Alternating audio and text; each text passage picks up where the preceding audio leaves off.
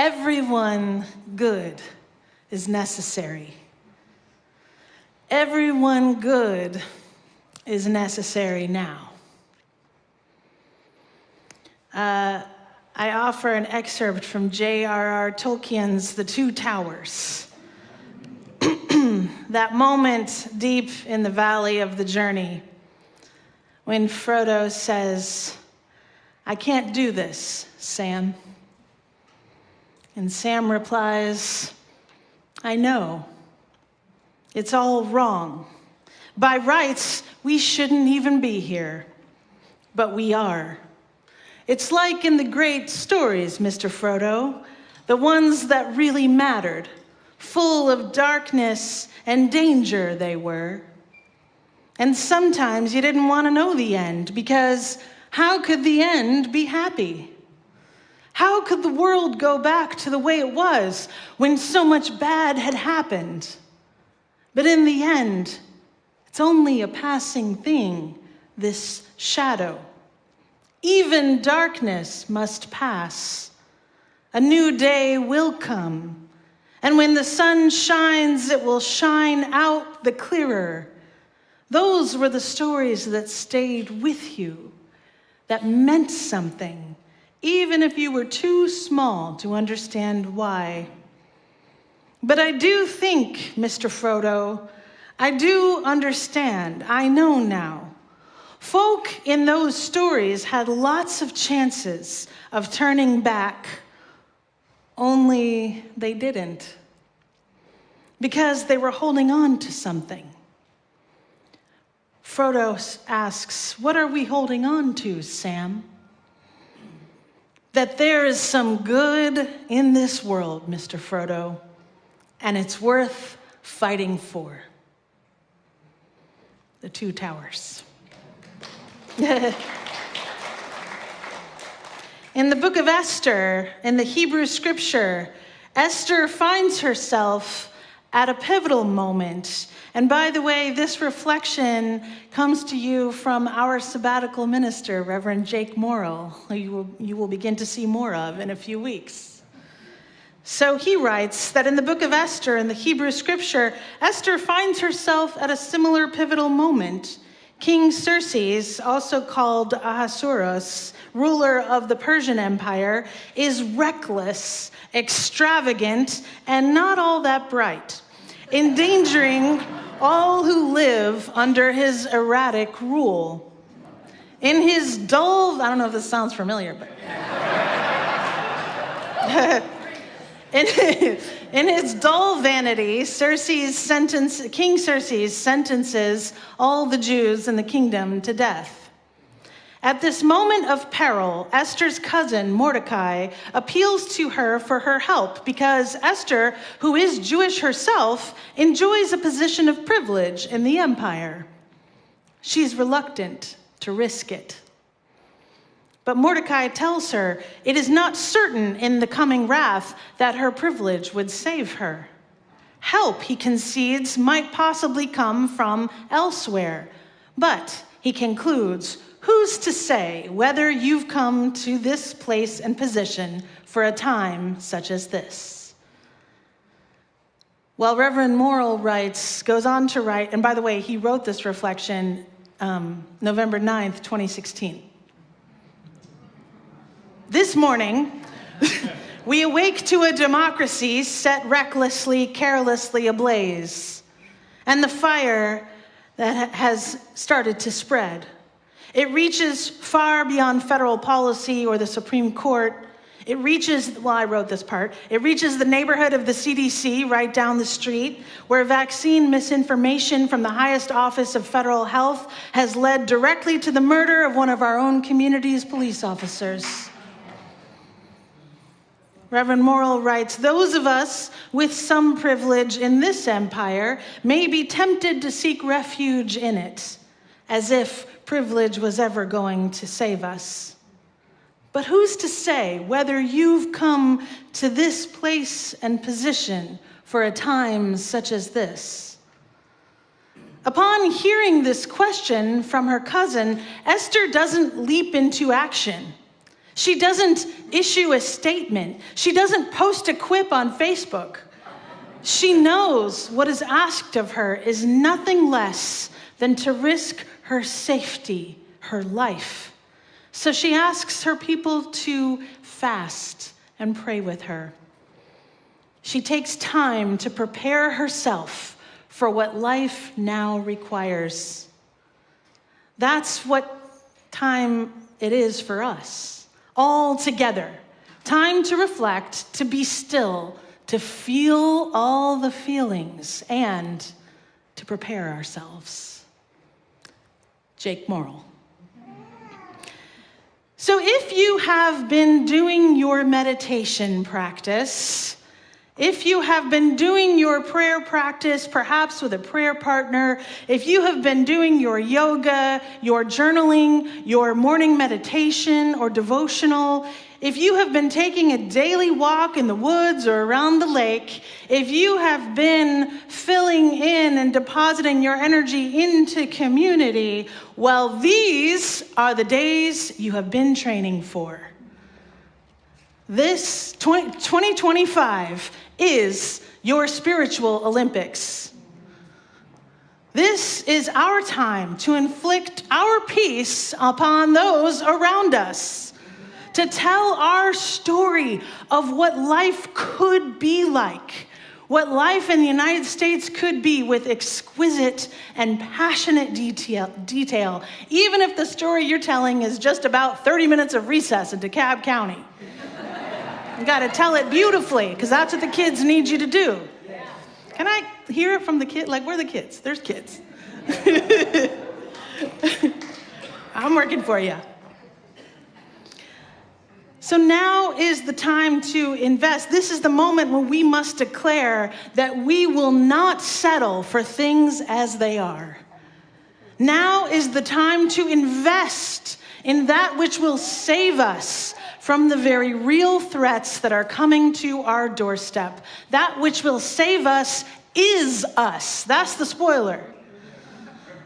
And I'm thinking these days about all the years of effort, the strategy, the meetings, the prayer groups, the sermons that the conservative Christian evangelical church has led its people through these last 50 plus years that have led them to understand exactly how to organize, to spread a message with captivating clarity, how to harangue their representatives and be a constant nuisance to them, how to never accept things as they are, but to incrementally transform the national narrative into the one they prefer. And here we are. So we will need that same energy. Are you with me? As we collectively relieve ourselves from the passive assumption that government institutions will save the most vulnerable, or that civility will reign in the highest offices in the land, or that cooler heads will prevail, still looking for those cooler heads, or that foundational values of freedom will carry us through, we must face the music that our executive branch is corrupted, and that corruption is trickling all around as opportunists take advantage of lifetime appointments or long political careers, leaving any notion of representation behind.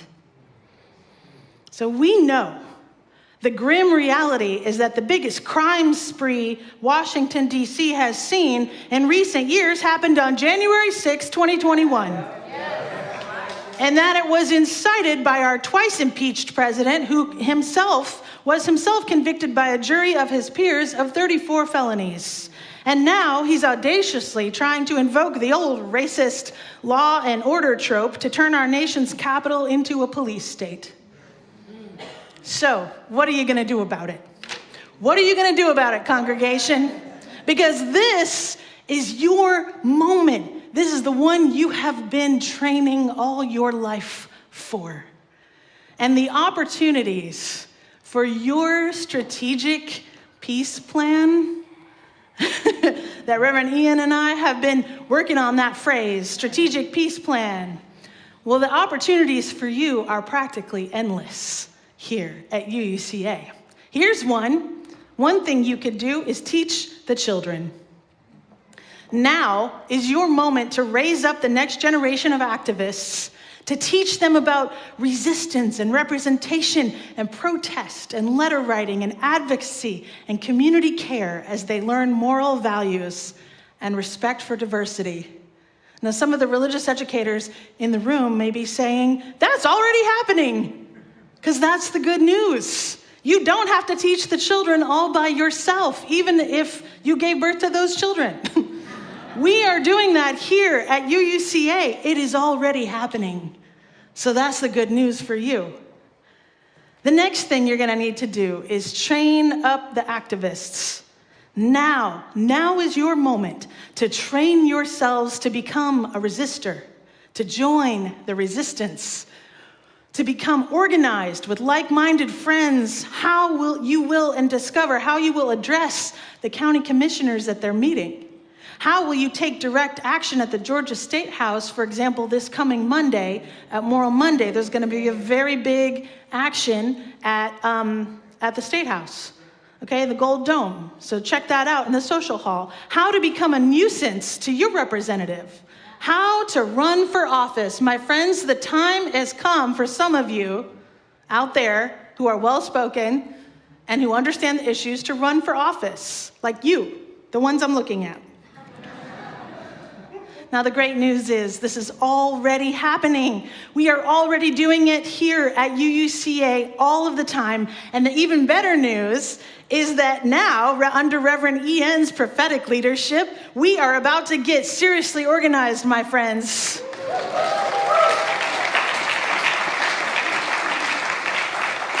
Now, I cannot wait for you to join Reverend Ian's strategic peace strategy, love strategy, to deepen our relationships of solidarity out there in the community with our partners, and to understand our work to be strategic and sustainable so that we can tap in and tap out easily and know that our shared vision will be taken up by each other's hands, because it's no hands but ours now.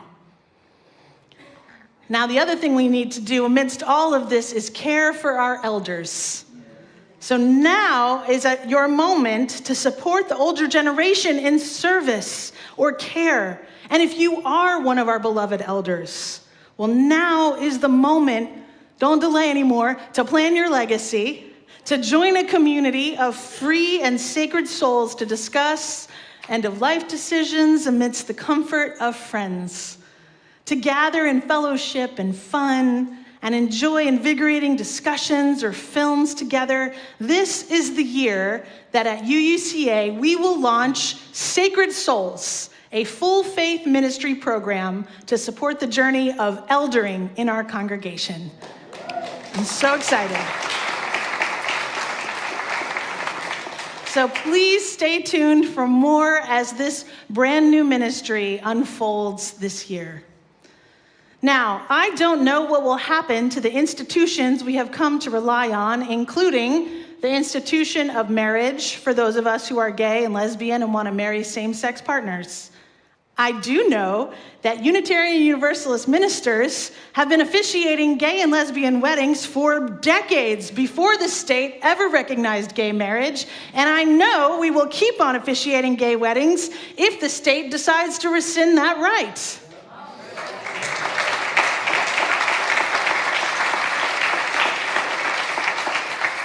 And I don't mean to discount the justice issues of state recognition, but in this faith, religious freedom means our ministers have the right to officiate gay weddings, and perhaps we will need to take this call of our faith all the way up to the Supreme Court ourselves.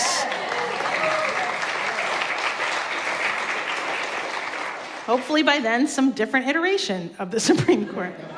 But it will be our religious freedom. And in this faith, we will continue to promote vaccines and public health and support both science and scientists. And I want you to know that right now we are offering pastoral care to members of our community and congregation who are now suffering from PTSD as a result of that shooting at Emery Point on Friday, August 8th. And at UUCA, we know it is time to meet the moment, to be the people of conscience when our executive branch has lost theirs or maybe never had one to begin with. Now, why am I telling you all these plans, all the ways that we are currently offering community care, community vision, digging into the work of raising up the next generation and caring for the elder generation? Because it is your turn to meet this moment. If you are that ship, you have been unmoored. Now more than ever, UUCA needs your presence here, and UUCA needs your financial commitment too. UUCA is able to serve this vision of us becoming a hub of activism, community care, education, and beautiful, bold art because you have dedicated your life and these, your offerings, to its flourishing. This is how we will transform and care for our corner of the world. The thing that is calling to us, that needs you. And it is not enough, actually, just to make UUCA a refuge in this firestorm. Instead, we must also be a beacon, shining out and transforming the very values of our city, our state, and maybe even our nation with a strategic love strategy. Are you with me? Yes. Okay, you have probably figured out by now, this is a secret stewardship sermon. And if you're new here, we don't do these every Sunday. And I also want you to know that whatever you're able to offer, be it your time, your talent, or your treasure, that you are enough, just as you are. And you are welcome here, cherished and beloved. Whatever gifts you have to offer to the community are precious to us. So I want you to hear that before I go into the money part. All right, so the reality is that this community that we are dreaming of, the one that will save us all and save those who have not found us yet, this home for our faith and our values, this corner of the world that we can shape and make healing, the UU Congregation of Atlanta, it functions only because of your pledges. So let's talk about pledging. Pledging often makes me think about NPR, because that's something that I have pledged to. But I want you to hear this. Do you want a local NPR radio show that reflects your values? Because Reverend Ian and I are talking about launching a podcast. So we could have that too. Do you want your kids to have a Unitarian Universalist PBS program that's a throwback to the best parts of the 80s? Well, good news, Reverend Jake's got some awesome puppets, and I have invited him to incorporate them into his ministry with you. So please, make your pledge to UUCA today. You can go to uuca.org/pledge. That's how you do it. uuca.org/pledge. Not tomorrow, though, unless you have to speak to someone in your household, maybe then tomorrow. Not next week, but please, for the love of all that is holy, not in December. That's not the time. Now is the time. A pledge is a commitment of your monthly or your bi-weekly donation to UUCA's thriving. And the donation itself, that part doesn't begin until January. So we're talking about a pledge you do today where the payment part doesn't begin until January. But in order to plan our budget, to keep everybody employed, to keep this particular ship on its path towards liberation and love, we need to know your pledge today. So don't leave us in the dark. Bring your light and let us know what you're going to pledge. Your fabulous stewardship team, Beth Carpenter, Kevin Sneddon, Laura and David Yamashita, they will be at tables in the social hall after the service to help you make your pledge. So you can get your cake and then you can visit with them and you can eat it too. In order to reach our budget goal, I've heard they are asking you to raise your pledge from last year by 10%. So you can meet with them and they will remind you of last year's pledge and talk with you about raising it 10%. And if you've never pledged before, they will talk to you about getting started. So where will this come from in your own life? You might wonder. Part of our work is to vet organizations for our Share the Plate with great care and wisdom and our partner organizations. We are building partnerships with these nonprofits, and we believe they are sharing in our work of building the Atlanta and the whole world that we dream of, where everyone has enough resources to live well, where everyone is free and safe to be themselves and love who they love.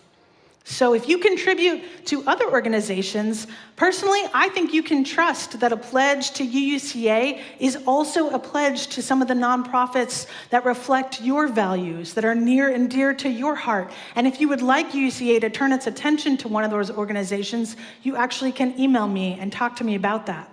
You can also see the fruits of your financial commitment here in real time as we offer I wrote full life support that can see you through in the darkest times, helping you find the lilies in the valley, as Reverend Ian shared so eloquently with us this weekend with the Board of Trustees.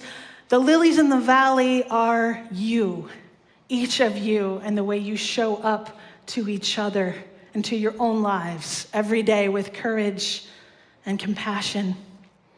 So this past weekend, your Board of Trustees went to the mountaintop. Literally, they went on retreat to the mountain in Highlands, North Carolina.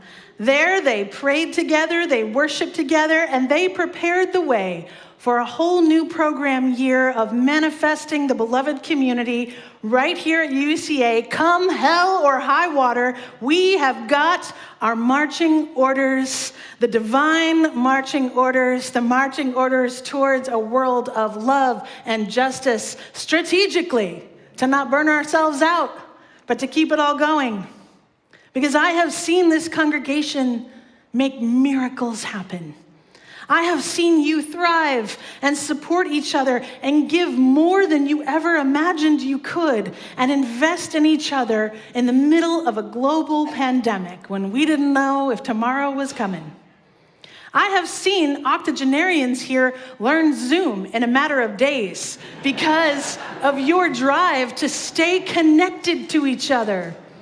I have seen children show elders how to make this new campus feel like a home as they spread themselves out here and find their comfy spots. I have seen you show up for each other in ways that are astounding and stunning in their devotion to one another's thriving. So I am not worried about whether we will flourish under the thumb of corruption and fascism. I'm not worried, this valley that we're facing, because you already know there are no hands but ours to pledge our money and our energy and our gifts to the work of our lives. Everyone good is necessary now. So here is where we will find the good, nurture it, share it, teach it, pray it, preach it, and let it transform each one of us and then transform our world. May it be so.